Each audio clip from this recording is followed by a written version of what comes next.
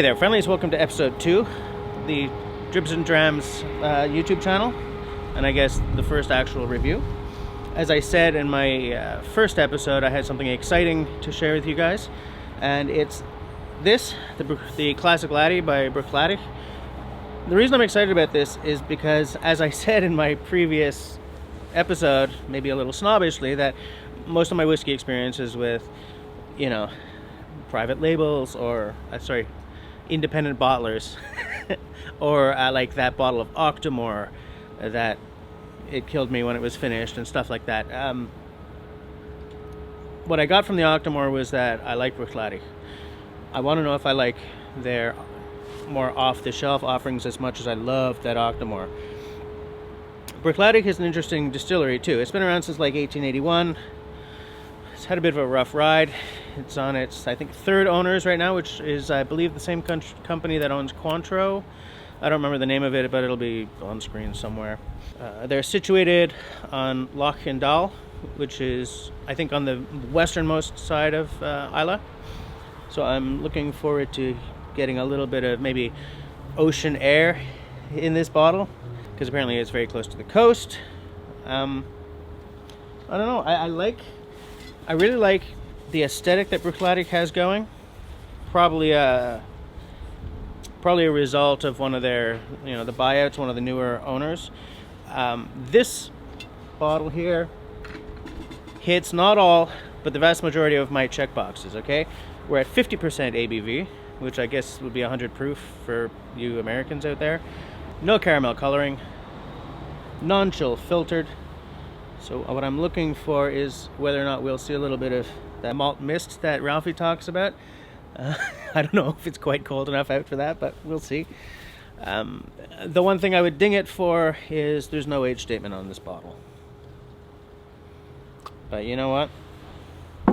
Let's just see. Interesting. I sort of think that the no caramel color is maybe why the bottle is opaque. Maybe to hide slight differences in the color of the liquid.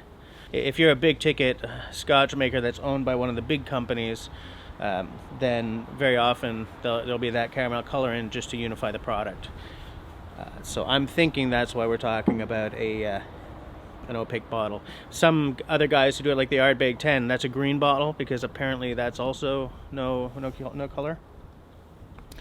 What I've got here is I do have some distilled water. I don't tend to water my whiskey at all, but in the name of science, I will add a drop once I've done my initial exploration. I've opened this about 10-15 minutes ago, and then I sort of got all my stuff ready. Just give it some time to just sort of open up a little bit. It's a nice, it's kind of thick. It's not too watery. I don't really know if that means too much, but ooh.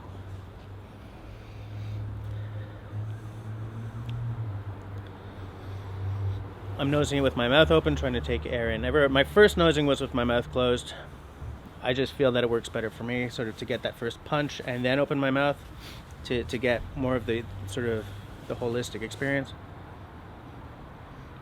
There's some, I'm getting some vanilla, maybe something a little buttery going on.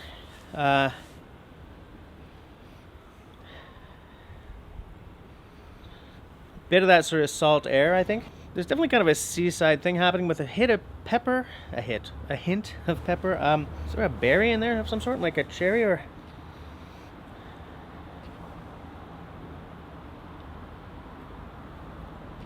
Am I getting like a toffee or something in there?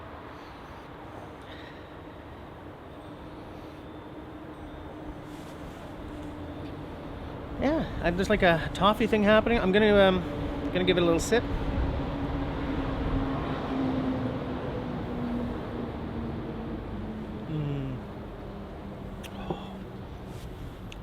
Guys, I am so not disappointed in this. Oh my lead. Oh yeah, and now that I've taken a little bit of a sip, I'll talk about that in a minute, but now that I've taken a bit of a sip, there's definitely a toffee thing happening, definitely like a caramel Like what's that stuff called? You know, it comes in a box. Macintosh, that toffee that you can hardly get your teeth through. It's got a caramelly. But yeah, there's still that pepper there.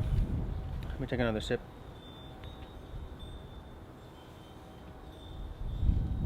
Oh my God, guys. This channel's off to a good start. There's like that vanilla's still there. There's definitely sea salt. It's not like punching you, but it's definitely there. I always feel that the vanilla comes from an oak taste, but I'm also getting a woody thing, so I don't know if I'm ever really right about that. Sorry about the wind.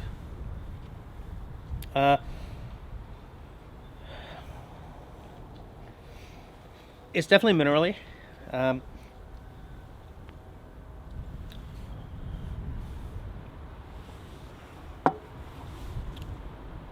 Now this is their unpeated range, but I'm still getting something a little smoky, or something maybe a little peaty. There's still kind of a fruit in there though. Like I almost feel like a green apple or something. Like as I've tasted it, it's really changed the nose.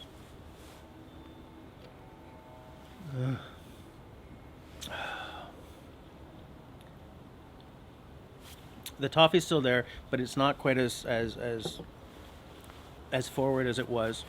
Now there's more of that fruit thing happening, like there's definitely some like a green apple thing happening, or maybe like a green apple flavored candy more than the actual apple itself. The oak is definitely there. It's definitely present. We're talking about, I think, American oak and European oak, maybe French, by the way. I don't mean that's what I'm tasting. I mean that's what they cask it in. It's, man, the nose is.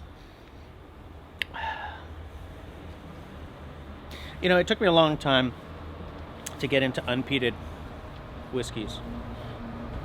You know, I think I mentioned that my gateway whiskey was Lagavulin, and so I was going right into, like, I've had, you know, Ardbeg 10 and loved it. I've had Lefroy and loved it. I got to pick up another bottle of that. And I really didn't dive into the unpeated for a really long time. And I'm just, lately, most of what I've been buying has been unpeated.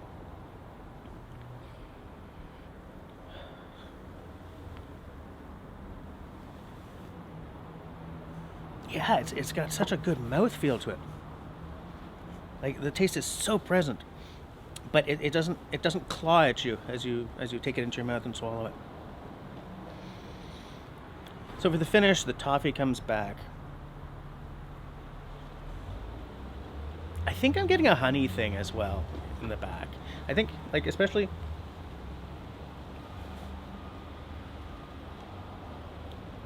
Yeah, now that sort of popped into my head, now it's sort of, you never know if it's like a psychosomatic thing or if it's really there. But there's definitely a honey thing in there as well. Still just not full-on briny, but like a salt water, like a coastal air, you know, with that hint of brine on the air. All right, I'm gonna put in a drop of distilled water. Now what this does is it opens up the character a bit. I don't find that it adds much to a lot of whiskeys. Some it really sort of, it does. It sort of gives you a whole new dimension, and some it just kind of doesn't. Now I'm not hurrying this. I dropped in, like, I just sort of did, you know, like what a bartender will do to taste a cocktail they make, right? Into the distilled water. Take this, bloop, into your poor unsuspecting Scotch, single malt.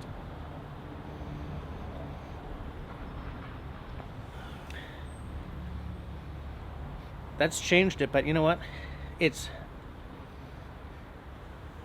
like a lot of what I was experiencing has kind of disappeared under the caramelly toffiness. And that's weird because I was expecting it to go the other way. I was expecting it to bring out all the harsh, you know, the volatiles. Still a pretty good. Yeah, still a pretty good nose experience though. Yeah, okay. That brings out the pepper, the spice. Now it's a much more high octane taste. I don't necessarily think it's a vast improvement unless you really like a real sort of punch of spice.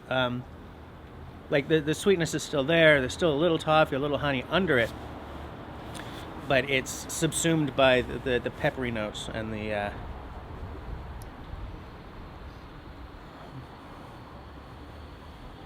yeah, even on the finish now, it's a much raspier experience. I don't think that's an improvement. I think that without the water, this is fine. Look, some people, they'll buy a 50 ABV, water it down to 40 in the glass. They just got a bottle and a half for the price of a bottle, right? But that's not what I did. I didn't water it down.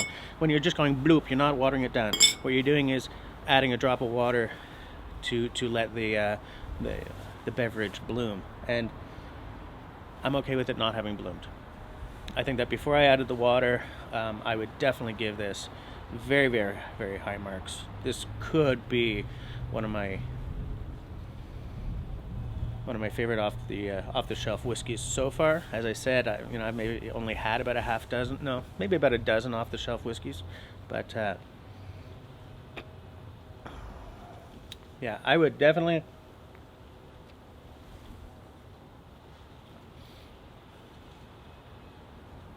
Actually, you know what? I respect this distillery. I like this beverage. I'm dying to try the Port Charlotte. We'll see how it goes. I give that like a 8.5 on 10. I think that's a very good whiskey. I'm glad to have this bottle in my collection right now. I'm loving it. So that's all she wrote. Thanks for hanging out with me. I hope you found this review useful. I don't really want to give you guys a price information because I live in Quebec. It's like here, I think it was an $86 bottle or something, but the prices are so different depending on where you live that it's not even useful. What I'll say is it's not a bottom shelf price by any stretch. It's not a high-end bottle. It's sort of a mid-range, but I think it hits above its price range. So, thanks for hanging out with me. I hope you found this review useful. If you do run out and buy one of these because of what I said and you love it, let me know. If you run out and buy one of these because of what I said and you hate it, let me know that as well.